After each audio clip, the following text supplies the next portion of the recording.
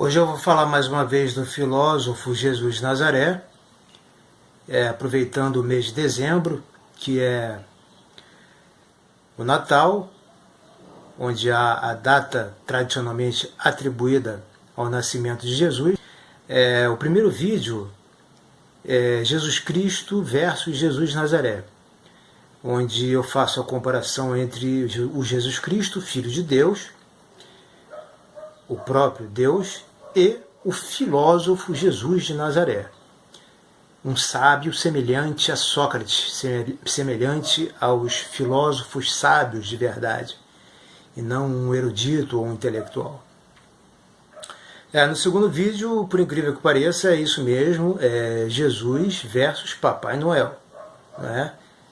Onde eu faço uma crítica ao consumismo do Natal, que praticamente está se tornando uma data pagã, aí, em vez de ser uma data cristã, por conta dessa valorização do Papai Noel, que tem lá as suas qualidades, mas principalmente em relação à fantasia da criança, né, a capacidade da fantasia de desenvolver o imaginário infantil, mas eu acho que o Papai Noel está tomando assim umas proporções gigantescas e há todo um consumismo histérico.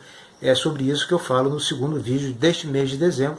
O terceiro é esse aqui, onde eu digo que, mais uma vez, a respeito de Jesus de Nazaré, o filósofo, o sábio, que simplesmente quebrava com o seu modo de pensar a lógica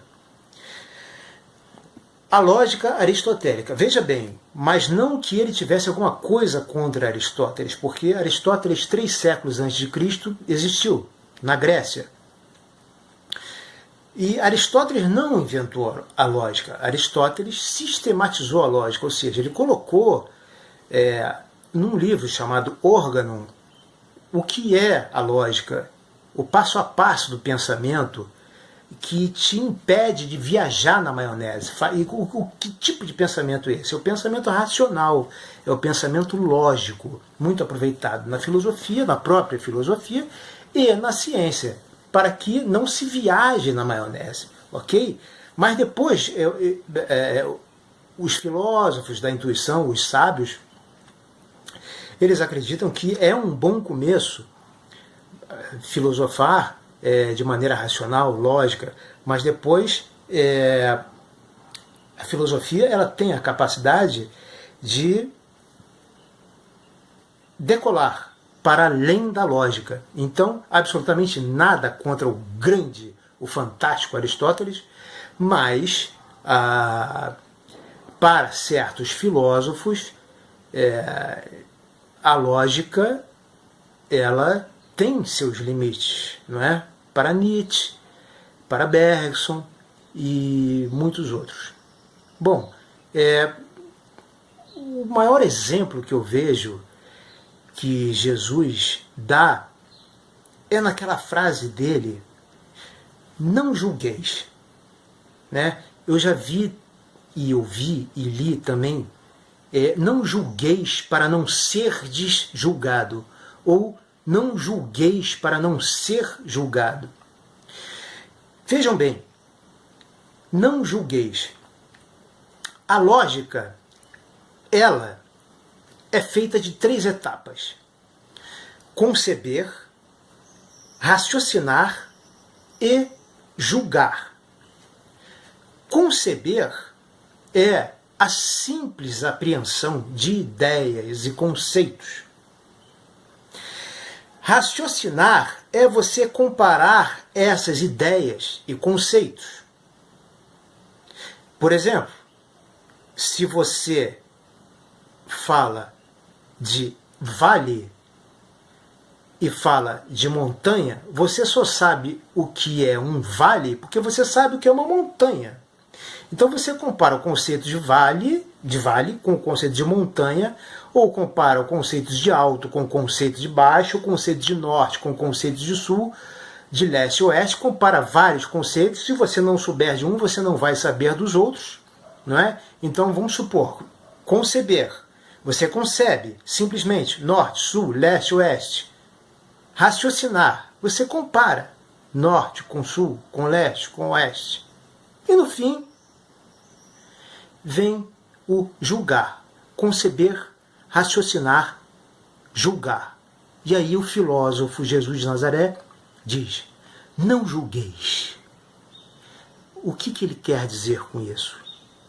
Será que nós somos capazes de não julgar? Será que nós somos capazes de conceber, raciocinar e mantermos a nossa língua imensa dentro da boca fechada, sem abrir o bico, sem abrir a boca para falar mal dos outros, sem julgar os outros? Será que nós somos capazes de viver com isso? Essa era a mensagem de Jesus. Essa era a quebra da lógica. Porque se você não segue os 3 passos, conceber, raciocinar e julgar, você não tem um raciocínio lógico. Você quebra a lógica. Você faz como, por exemplo, os sábios e os filósofos orientais. Você concebe, você raciocina e você fica com aquilo. Você não emite um juízo. Você não bate o martelo. Entende? Antigamente, quando as pessoas davam importância para a seleção brasileira, diziam que nós tínhamos 180 milhões de técnicos, né, que era a população da época que nós dávamos importância à seleção brasileira. Hoje nós temos 220 milhões de pessoas, nós temos 220 milhões de juízes. Nós não temos só os juízes que ficam nos cartórios ou então nos tribunais superiores ou no STF, que é o Supremo Tribunal Federal. Nós temos 220 milhões de juízes aqui no Brasil. Em toda esquina nós temos um juiz, em toda esquina nós temos algum sabichão que sabe de tudo, que fala sobre tudo, fala tudo sobre tudo. Não é? Heráclito, por exemplo, na Grécia Antiga, já condenava Pitágoras por isso. Ele dizia: como é que pode alguém saber de tudo sobre tudo? Né? Existe um filósofo que fez 1.900 dissertações. 1.900 dissertações. Ou seja, qualquer coisa você podia perguntar para ele que ele sabia responder. Isso é verdade? Não é verdade. Não é? O dia tem que ter o quê para o cara saber tudo isso? 50 horas? 72 horas?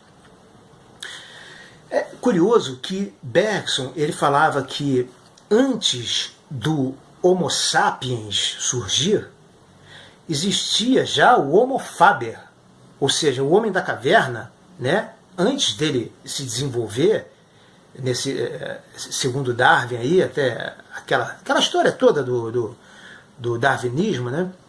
Do elo perdido. Mesmo assim, os homens da caverna, né? Mais para macaco do que para homem, eles já eram Homo faber. Faber significa que eles fabricavam, eles já fabricavam instrumentos de caça, de pesca, armas para se defenderem e para se alimentarem, caçarem, pescarem. Bergson diz que existem, depois do Homo sapiens, né, se existiu o Homo faber, depois do Homo sapiens, a natureza criou mais um prodígio, que eu não vou falar aqui em latim para não ficar, para não ir contra o que eu mesmo digo, né, frescura, mas Bergson falava do homem verboso, do homem falador. Então, a capacidade desse ser humano, do homem, de dizer tudo sobre tudo, de emitir opiniões de tudo sobre tudo. Então, as pessoas se informam em meios de comunicação de massa, né, que antigamente, principalmente, eram a mídia impressa, a eletrônica, que era a televisão, né, o rádio. E as pessoas recebiam informações, hoje em dia recebem informação pela internet, né? Mas é a tal história, né? Informação é uma coisa, conhecimento é outra, não é?